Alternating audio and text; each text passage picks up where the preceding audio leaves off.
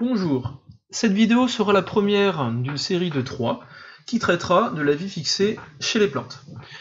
Ce mode de vie assez particulier est en fait corrélé à un certain nombre d'adaptations qui ont été développées au cours de l'évolution, et donc ce sont ces adaptations qui vont être traitées au cours de ce chapitre. Alors commençons par se remettre dans le contexte.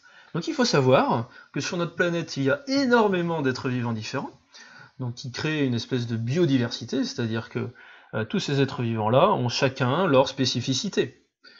Parmi tous ces êtres vivants, toute cette biodiversité, on va trouver plusieurs modes de vie. C'est-à-dire que certains êtres vivants vont développer certaines stratégies au cours de l'évolution, tandis que d'autres vont développer d'autres stratégies. C'est ça qu'on entend par mode de vie. Parmi toutes ces stratégies, on va distinguer notamment deux grands types de stratégies, les stratégies fixées et les stratégies mobiles. Donc nous, en tant qu'humains, bien sûr, on fait partie des êtres vivants mobiles. On est capable de se déplacer d'un point A à un point B, d'accord, grâce à nos petites jambes. Mais tous les êtres vivants n'ont pas ces capacités-là. Certains vont ainsi être fixés à un endroit donné, ancrés dans le sol, et donc ne pourront pas se déplacer. Donc c'est le cas d'un certain nombre d'êtres vivants sur notre planète. Donc par exemple chez les animaux, on a les anémones de mer, les éponges, mais encore les moules, les huîtres, etc.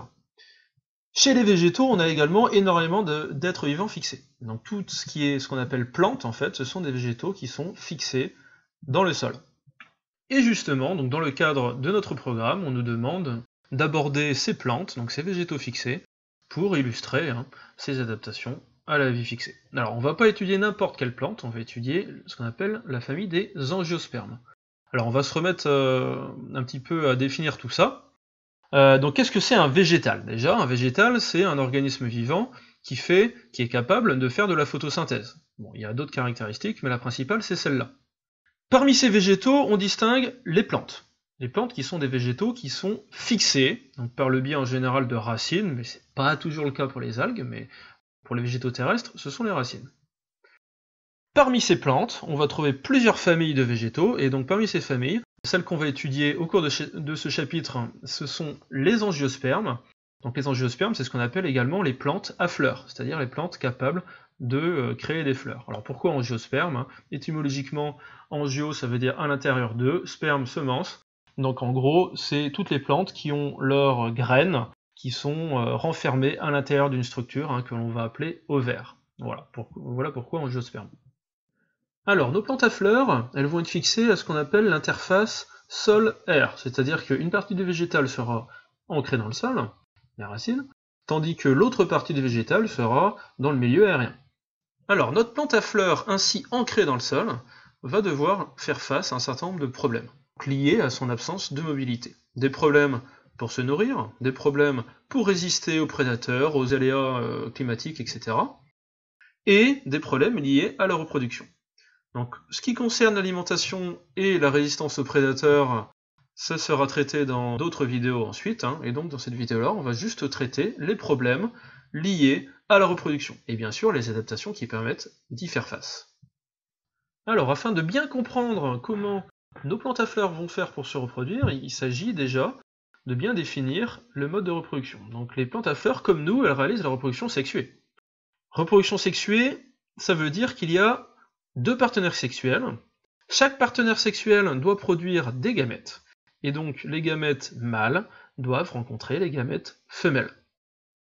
Chez nous, comme chez toutes les espèces mobiles en général, les deux partenaires sexuels se rencontrent, donc comme ils sont capables de se déplacer, ça pose pas beaucoup de problèmes de se rencontrer et d'être au même endroit au même moment. À partir de là, les gamètes vont donc être en contact direct, donc elles ne vont pas nécessiter de voyager énormément, les gamètes. Mais, imaginez, pour les plantes à fleurs, les partenaires sexuels peuvent être situés à plusieurs mètres, voire plusieurs centaines de mètres, l'un de l'autre. Donc, comment, dans ces conditions, les gamètes peuvent-elles se rencontrer? C'est là tout le problème. À partir de là, commençons par savoir quels sont les organes sexuels chez les plantes, et donc comment ils fonctionnent. Alors les organes sexuels chez les plantes à fleurs, ce sont les fleurs. Voilà, vous ne verrez plus jamais les fleurs de la même manière maintenant. Donc en général, au sein d'une fleur, on a les deux types de structures sexuelles, les structures mâles et les structures femelles. J'ai bien dit en général parce que ce n'est pas toujours le cas. des fois, on a des fleurs mâles et des fleurs femelles au sein d'une même plante.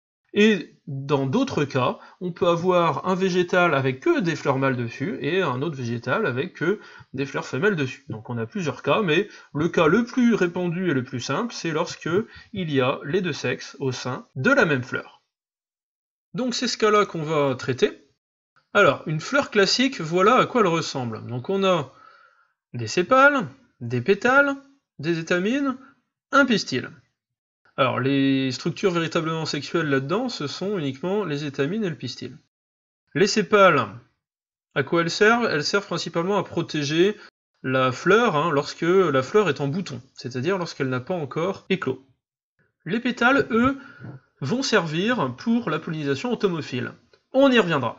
Donc ensuite, au milieu de la plante, on a les structures sexuelles, véritablement, avec les étamines, et le pistil. Alors les étamines sont constituées d'un filet, qui est une espèce de longue tige, là, au bout duquel se trouve un sac à pollen, qui s'appelle l'anthère. Dans ce sac à pollen se trouvent bien sûr les grains de pollen, qui sont des petites structures microscopiques qui contiennent les spermatozoïdes, donc les gamètes mâles.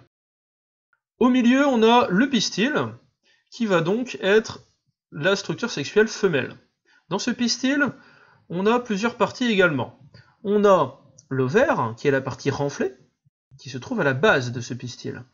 Ensuite, on a le style, qui est une partie un petit peu allongée, qui est donc fixée sur l'ovaire, et au bout du style, on a ce qu'on appelle le stigmate, qui est donc un espèce de renflement, qui se trouve donc au bout de la partie effilée, donc au bout du style. Au sein de ce pistil, on a bien sûr les ovules, qui sont donc les gamètes femelles. Alors ces ovules sont enfermés dans l'ovaire. Alors comment se déroule la fécondation chez les angiospermes? Il faut tout d'abord qu'il y ait un grain de pollen qui se fixe sur le stigmate d'une fleur, donc d'un pistil. Une fois que le grain de pollen s'est fixé, il va germer, entre guillemets. C'est-à-dire qu'il va émettre un prolongement qu'on appelle un tube pollinique, qui va pousser, jusqu'à arriver finalement au cœur de l'ovaire, au niveau des ovules. Dans ce tube pollinique, les petits spermatozoïdes vont y aller, et donc en fait, vous avez compris, ça permet en fait d'acheminer les spermatozoïdes du stigmate jusqu'à l'ovule. Donc ensuite, les spermatozoïdes vont pouvoir aller féconder l'ovule, et donc créer un embryon, donc au sein de ce qu'on appelle une graine, du coup. Donc ce qui est l'ovule là, va donc se transformer en graine. Alors, c'est bien beau tout ça, mais ça nous dit pas comment le grain de pollen il arrive là. Il arrive jusqu'au stigmate. Parce que je vous rappelle que le grain de pollen il est potentiellement émis par un partenaire sexuel mâle qui peut-être se trouve à des centaines de mètres de mon pistil. Donc pour que le grain de pollen arrive jusqu'au pistil, il faut qu'il soit transporté dans les airs, forcément. Et ce transport, c'est ce qu'on appelle la pollinisation. Alors il existe plusieurs stratégies de pollinisation que l'on va maintenant expliquer. La première, c'est la pollinisation entomophile, qui est sans doute la plus courante. Pollinisation entomophile, ça veut dire quoi? Ça veut dire qu'il va utiliser un vecteur qui est l'insecte. Entomo, c'est donc étymologiquement, ça veut dire insecte. Donc comment fonctionne cette pollinisation entomophile?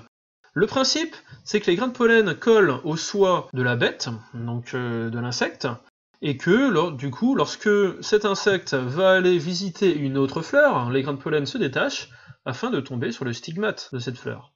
Bon, le problème, c'est que, à la base, mon insecte, il a strictement aucune raison d'aller visiter ces fleurs. Alors pourquoi il y va? C'est pas juste pour rendre service à la plante, du tout. Eh bien, il va falloir un certain nombre d'adaptations pour attirer l'insecte jusque-là. Donc en fait, la plante va produire ce dont l'insecte a besoin. De quoi ça a besoin un insecte? C'est pas très compliqué par rapport à nous, ça n'a pas des gros besoins. Ça a juste besoin de se nourrir et de trouver un partenaire sexuel. Donc comment la plante est capable de fournir ça? Alors pour produire de la nourriture, en fait, la plante est capable de produire une substance sucrée, dans la majorité des cas, qui s'appelle le nectar. Donc le nectar, c'est une substance qui va être produite par les glandes nectarifères à la base des fleurs, et qui va donc être très très convoité par les insectes, évidemment, parce que c'est un liquide très sucré. Dans le cadre de cette recherche de nourriture, on a également les grains de pollen qui sont très riches en propolis. Le propolis, c'est une substance qui est très riche en protéines, et donc qui va être également convoitée par ces insectes. Après, dans le cas des partenaires sexuels à trouver donc pour les insectes, il y a certaines catégories de fleurs qui sont capables d'imiter l'insecte femelle. C'est assez bizarre, mais voilà. Donc en gros, il s'agit des orchidées, comme on peut le voir sur cette image. Donc les orchidées en fait ont une forme qui fait penser à l'insecte, et donc l'insecte, elle va penser avoir trouvé un partenaire sexuel, il est tout content, etc. Il pense pouvoir conclure, et là il arrive, et boum, en fait il s'agit que d'une fleur. Et oui, donc il s'est bien fait avoir, mais en attendant, il s'est bien déplacé jusqu'à la fleur, donc les grains de pollen vont pouvoir se fixer dessus. Donc tout va bien. Après, certaines adaptations dans la fleur vont permettre d'assurer la publicité. Je m'explique. Ok, il y a du nectar, il y a du propolis, donc les insectes y gagnent s'ils vont visiter les fleurs, mais il faut tout de même que l'insecte soit capable de détecter d'une manière simple et évidente la fleur, donc de manière à ce qu'il sache où aller. Pour cela, donc, il y a certaines adaptations qui permettent d'attirer les insectes. Il y a déjà des signaux olfactifs, donc en effet, les fleurs sont capables d'émettre des odeurs qui peuvent attirer ces insectes, donc des odeurs agréables ou pas. Donc pour attirer les abeilles, c'est plutôt des odeurs agréables, mais pour attirer les mouches, par exemple, c'est plutôt des odeurs désagréables. Parce que les mouches sont plutôt attirées par des cadavres ou par des excréments. Il y a ensuite la couleur, pour ça que les fleurs sont aussi colorées. C'est tout simplement parce que les couleurs étant vues par la majorité des insectes, et donc notamment par les abeilles, eh bien mes abeilles pourront voir les fleurs de loin afin de pouvoir y aller. Ensuite, il y a également des marqueurs UV. Alors, qu'est-ce que c'est que ça? En fait, il faut comprendre pour cela que les abeilles sont capables de détecter la lumière UV, et donc en fait, les plantes vont réfléchir les rayonnements ultraviolets d'une certaine manière, de manière à ce que un certain nombre de marqueurs soient donc visibles par les abeilles, et donc pour que celles-ci aillent plus facilement sur les fleurs. Ensuite, deuxième mode de pollinisation, le mode de pollinisation anémophile, donc par le vent. Comme les probabilités de rencontre sont quand même assez faibles, finalement, eh bien, il y a un certain nombre d'adaptations qui vont permettre de les optimiser. Première adaptation, eh bien, les plantes à pollinisation anémophile, en général, produisent énormément de grains de pollen. Donc comme ça, dans le lot, il y en a forcément quelques-uns qui vont réussir à trouver une fleur et donc un stigmate. Deuxième adaptation, les grains de pollen sont en général très petits, parce que comme ça, ils vont pouvoir aller beaucoup plus loin par le vent. Et enfin, troisième adaptation, eh bien, en général, dans la pollinisation anémophile, on a des fleurs qui présentent des stigmates plumeux, c'est-à-dire extrêmement ramifiés, donc qui vont permettre de piéger les grains de pollen qui passent à proximité, donc beaucoup plus facilement. Voilà à quoi ça ressemble. Alors par contre, évidemment, les fleurs qui pratiquent une pollinisation anémophile, en général, elles sont pas très impressionnantes, parce que les pétales ne sont pas colorés, elles sentent rien, parce que tout simplement, il n'y a pas besoin d'attirer les insectes. Voilà, donc toutes ces explications nous ont permis de comprendre comment le grain de pollen arrivait jusqu'à l'ovule. Bon, maintenant, ça ne résout pas tous les problèmes non plus, parce qu'une fois qu'on a des graines donc, de créer grâce à cette fécondation, des nouveaux individus en devenir, eh bien, le problème c'est que si toutes ces graines tombent juste à côté du végétal, ça risque de poser un problème. Pourquoi? Parce que la ressource étant limitée, si tous les rejetons du végétal poussent au même endroit, et en plus au même endroit que lui, eh bien, le nombre de ressources sera tellement limité qu'il y en a dans le lot qui vont pas réussir à se développer. Donc pour que cette reproduction soit la plus optimale possible, il faut que les graines soient disséminées, c'est-à-dire qu'elles puissent partir le plus loin possible de là où elles ont été créées, afin de coloniser de nouveaux milieux où la ressource est plus abondante. Alors, il existe principalement deux vecteurs pour disséminer les graines. Alors déjà, pour mettre les choses au point, il faut savoir que l'ovule, une fois fécondé par les spermatozoïdes, se transforme en graines, et que ces graines vont être entourées par ce qu'on appelle le fruit. C'est quoi le fruit? C'est ce qui est issu de l'évolution de l'ovaire. Vous vous rappelez de l'ovaire, donc qui enserrait les ovules. Eh bien, cet ovaire va se transformer en fruit, d'accord, et c'est donc les fruits qui vont contenir les graines, qui vont être disséminées. Donc la première stratégie de dissémination des graines, c'est la dissémination qui utilise les animaux. Donc dans ces cas-là, on a des fruits qui présentent des caractéristiques particulières, donc issus d'adaptation, encore une fois. Premier type d'adaptation, on a des fruits qui permettent de s'agripper au pelage des animaux. Donc c'est le cas notamment de la bardane, ici, de la faine du hêtre, ou du gaillet gratron. Vous avez tous fait l'expérience, je pense, de vous balader en forêt et de vous retrouver à la fin avec un tas de trucs accrochés à vos chaussettes, et bien ces choses-là, ce sont des fruits, et qui permettent du coup une bonne dissémination des graines qu'ils contiennent. Deuxième type d'adaptation, les disséminations par ingestion par les animaux. C'est-à-dire que là, le fruit va avoir la caractéristique d'être charnu, et donc, en général même sucré, hein, donc, ce qui permettra d'être consommé par un certain nombre d'animaux. Le truc, c'est qu'à l'intérieur de ces fruits charnus, il y a des pépins ou des noyaux, donc qui contiennent des graines, qui, eux, ne vont pas être digérés dans le tube digestif de l'animal.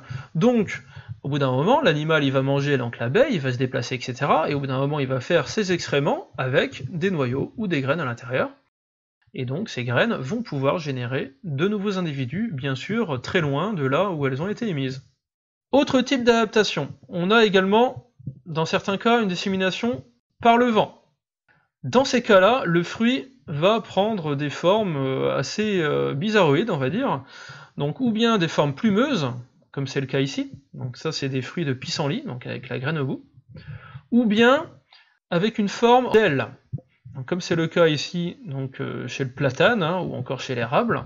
Donc on a des petites ailes hein, qui permettront du coup une bonne prise au vent, et qui permettront ainsi aux graines de partir très loin de là où elles ont été créées. Voilà, j'en terminerai là pour aujourd'hui. Attention tout de même, hein, la principale erreur qu'on trouve sur ce chapitre, c'est les confusions entre dissémination des graines et pollinisation. Donc surtout, ne confondez pas les deux. Merci, et à la prochaine fois pour le cours sur les ressources.